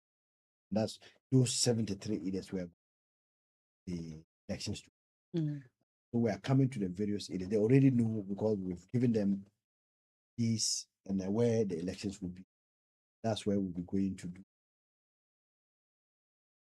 Just to Then tell after that one, which stage? After that one, we are going to what we call ward coordinating. They are now coordinating bodies. Yeah. Now, we have about 27 electoral areas in Bolga Central. Every electoral area has a coordinator. What do we do? So he coordinates the activity of every branch for the ward. So after the branch will go, that one will be after. We'll end this one in somewhere July 11th. Yeah. Then next month, we're doing the coordinator thing. I'll finish. The constituency elections are slated for October, but the process will start early. I believe in September. Are you contesting? Too early yet. Usually we don't do the same on our. What we do, there are people who matter in our party. Sometimes you go to tell them that you want to rerun. There's an advice they will give as to what to do. So I usually don't want an advice to either contest or not. And when they tell you not to contest, you also assess yourself whether they are getting the right advice. Or they tell you to contest, you also assess yourself as well. Or where to go. Where to go is even an important thing. But they think that this is how it should be. And leadership in the party, you are not just the only leader. Like even the branch, some also see us as their heads. So they come around and say, "Oh, I want to do the thing that is the right thing." Maybe you have some advice to also. Yeah. So we are not, but you just do your work. When it gets to that point, you will say it. It's too early for me to say. All right. That was just by the way. Yeah. Back to our discussion, and this time narrowing it to the Upper East region. Obviously, we have seen indicators that suggest that if we do not put in place pragmatic systems or efforts, some years to come, we might be laughing at the wrong side of our mouths. What do we do? How do we make sure that the kind of flooding situations that we are seeing elsewhere does not happen here? Yeah, so like the things we are talking in Accra, the same thing should apply. Not building on waterways. Yesterday, you know, we know the areas where it is a flood prone area, but people are still building into closer to the stream. Like the Timber Market Road. Beside the Anglican area, those area down there. You see people going closer to the stream. Yeah. Yeah. Why? Yeah. So the authorities should take action now. And there are pillars inside the rice farms. I've seen those. So they should take action now. Or else if they allow them build, we'll be here. And they will not be calling the government to come to their rescue. And unfortunately, most of us can't swim. That's the problem. I have that phobia for water, so I don't even get closer. If not even a swimming pool, I won't get closer. Okay. So I know I have my type out there. So many, so they can't do it. So why try that? So we should nip it in the bud. Nobody should be given license or if like permit to build. Anyway, they don't even take the permit these days to build. They go and build, and they will go and write red. I understand some even go and use the red pen to write by themselves. Okay. So that to camouflage as if they are doing and they are building. What I also know is that sometimes to some people either have it or they are in the process of doing it. They'll just go and take start the process. Yeah. Of building. So when they write, then you prove to them that you have it. Unfortunately, it's written already, so you can't claim it. So my problem is that we shouldn't allow people to build. Yeah. Now our gutters, we should reconstruct them. Okay. They were meant for a small Bolgatanga town. Growing town. Now the population is becoming very huge. So what goes into our construction? The construction of roads, the construction of schools, hospitals, and all of that.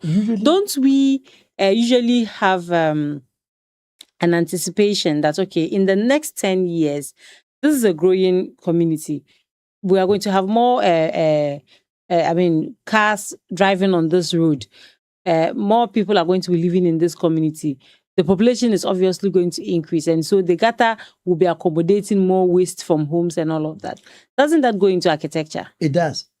Especially there's a planning officer in every assembly. There's a planner. And how do they plan? They do forecasting. And there's a committee, a whole of committee that comes together to do the planning for a particular area.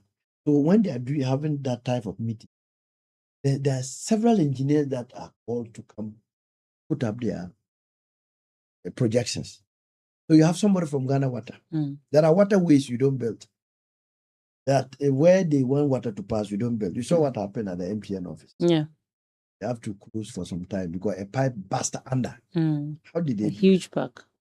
So you see that they have to. So if they were planning proper, Ghana Water and Students were in the know. They were putting up they are either coming to relocate it or the building will have to be relocated. So you have all these people coming together to say that, okay, they are zoning the area. This place is meant for this. So this thing cannot go there. But you know what happened? There was a certain, I don't want to mention the name, but somebody did some re-engineering in Bolga Central. And that's the problem we have. The rezoned areas was meant for specific things. And given to people to buy and build houses. There was an original plan that this place, this is what is supposed to. There's going to be a hospital here. There's going to be a market here. Those things were in the drawings, but they were rezoned to give to private developers to develop it to suit whatever they wanted to do, and that's the problem with it. But in every planning, population increase. There's a certain percentage every year census they do. Anytime they do census, they know that in Bolga Central, there's either 0.2% of increase in population. So if we are projecting, or if we are we are going to plan, we have to take into account how rapidly our region will grow. They do. But still, sometimes they compromise on the things because of lack of resources. See, you see the type of gutter behind Assemblies of God. If Mm. you have those type of gutters, how can there be a blockade? So people are doing some activities inside. Yeah. But it should be wide enough to carry the water that comes. I understand that place was a valley, like it was a place, grazing land for cattle. Mm. And that's how come they realized that if they don't put a better drainage there, then water could see that it has been able to absorb the water around that area. Yeah. So our gutters also in town, around estates, around the Anglican area, they are too small. Let's widen them and direct them straight to the stream. But that's not what we are doing. But the gutters sometimes stop halfway. Mm. And now the water is allowed to go into the farm area. And on the road. On the road. Mm. And if we don't do anything now, what it means is that the next few years, maybe Accra one could be better. Did they have better houses? Maybe, excuse my words, they build with big pillars and stuff like that. Mm. Maybe our houses will be washed away. Though sometimes, and don't build on low lands. Some lands are meant for farming. You cannot build there. Mm.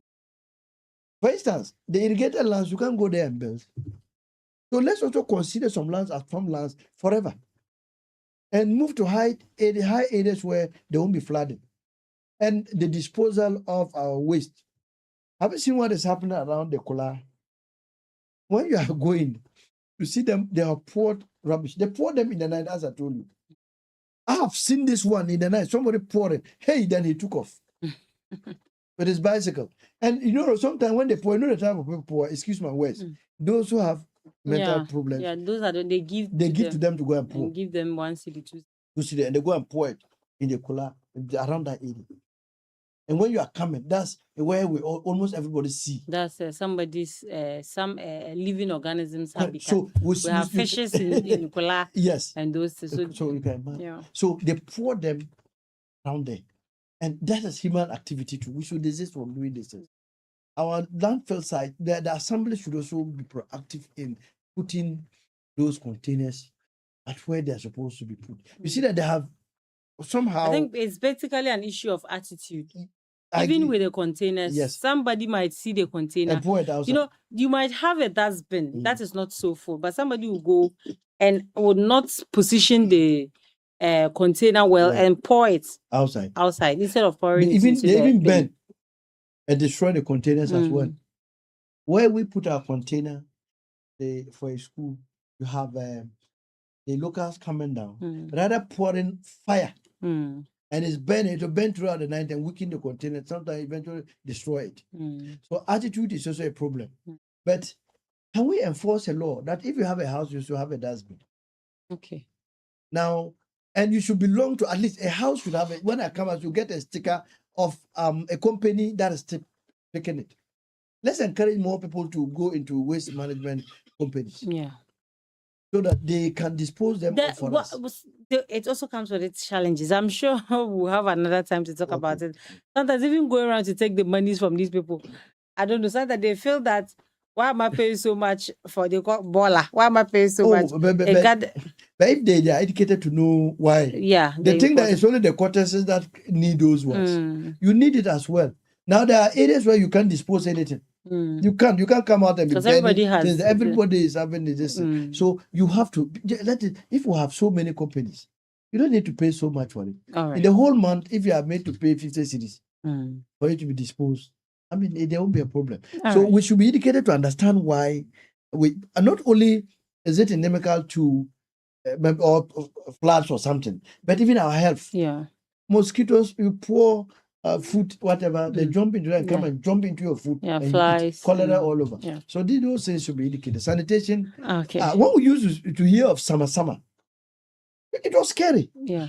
People say summer, people come and get you. And you see people trying to... Now the summer will go and be standing by the boiler and converse. That's the problem. Very well. Okay, thank you so much. Thank you so much for coming. We are grateful. You came alone, but it's been worth it. Thank you. You had so much to say. Yeah, so I've been having a conversation with the Boga Central Constituency Secretary and also a member of the communications team of the NDC. And we've been talking about the PEL and also the flooding situation in the country and what it is we can do as a people in getting solutions to all the challenges we are confronted with. Yeah, so you're still live on A1 Radio 101.1 FM and you're still live on Daybreak Upper East.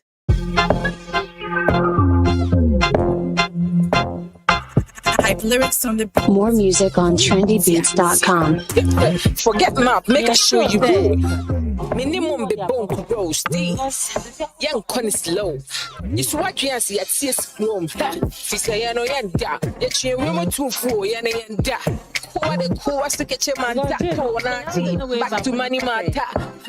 Yes, can you have any pressure? I go force you to play nonsense. Be everywhere with they spend money, come and stay. I they use common sense. Pen nightmare, me rain round.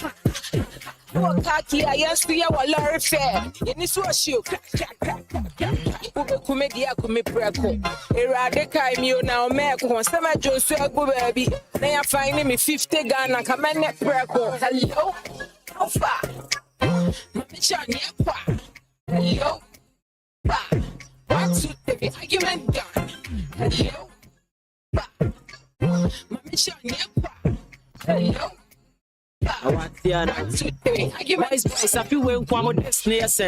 Okay, so you're still live on A1 Radio. And let me just remind you, everyone is a winner.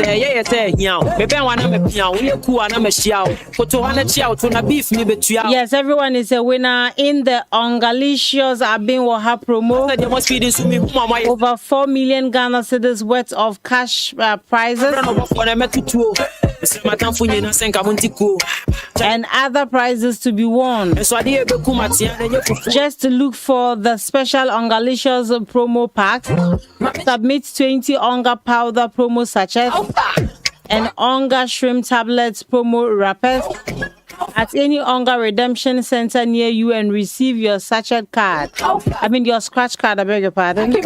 Scratch to reveal your unique code. Send to *713 *27# You can do. and win instantly.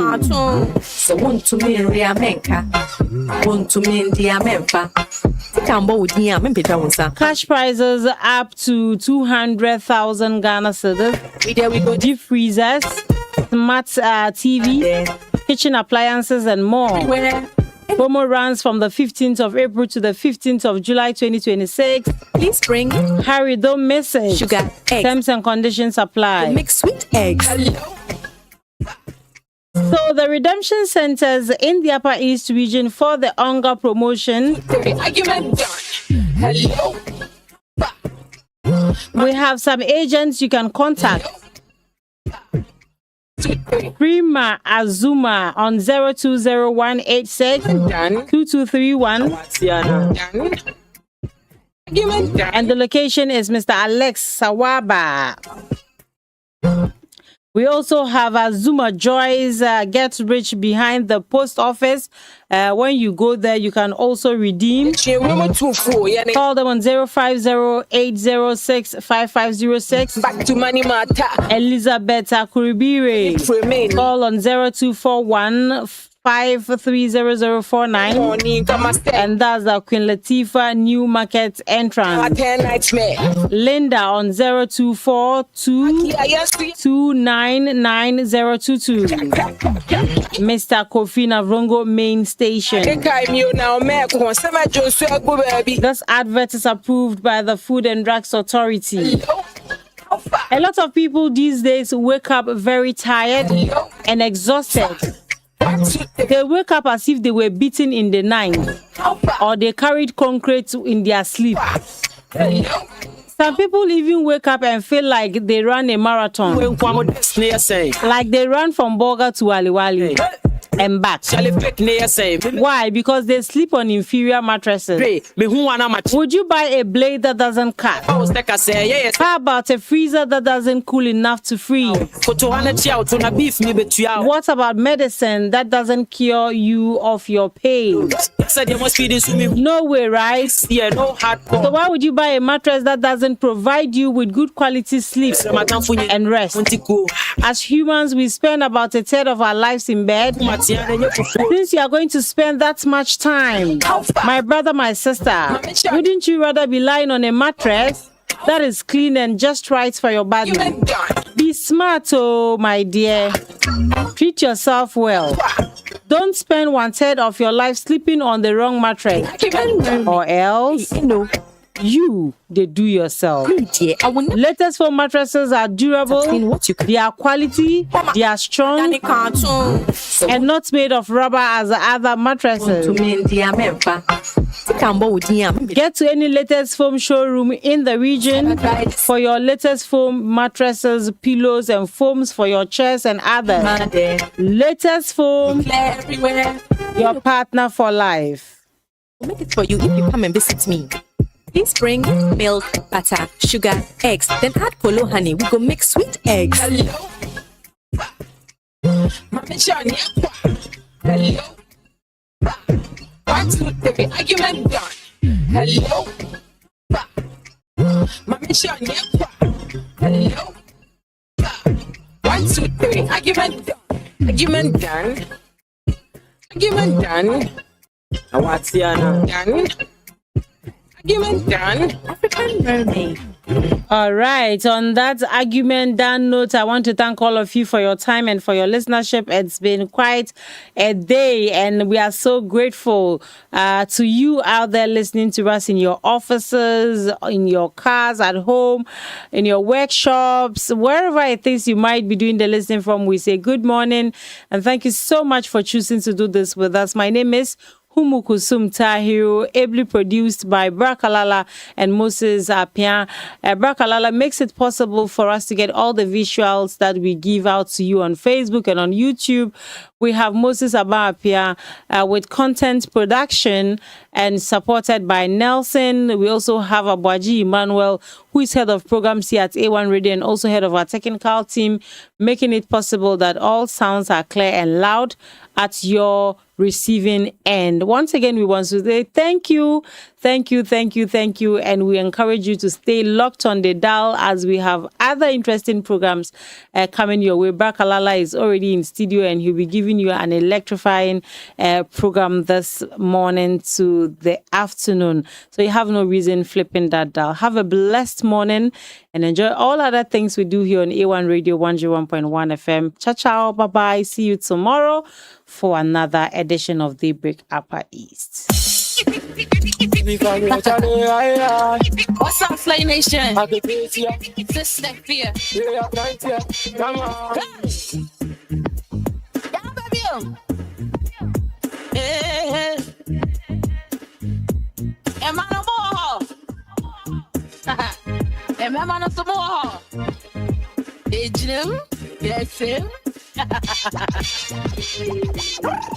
La me point to man se me nyame clock ba kwa na baby e wa mami o